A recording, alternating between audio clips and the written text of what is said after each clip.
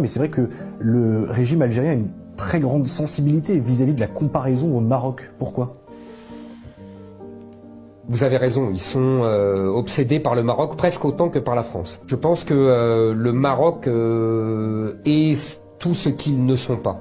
C'est-à-dire, je vous l'ai dit, un véritable État avec un royaume qui est une vieille histoire, et que ça explique aussi le désordre dans les esprits des Algériens, alors que les Marocains savent ce qu'ils sont.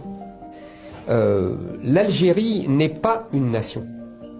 L'Algérie n'a jamais été une nation. Vous savez, un des leaders indépendantistes algériens, Ferhat Abbas, avait dit dans les années 50 j'ai visité tous les cimetières de l'Algérie, je n'ai jamais vu la nation algérienne.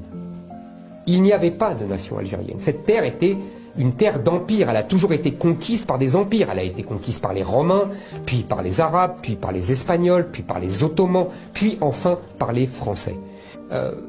Contrairement à ce qu'ils prétendent, cette guerre d'indépendance n'est pas aussi glorieuse qu'ils le disent. Je veux dire par là que il y avait une armée qu'on appelait l'armée des frontières, mais qui est justement restée aux frontières, qui n'a jamais affronté l'armée française.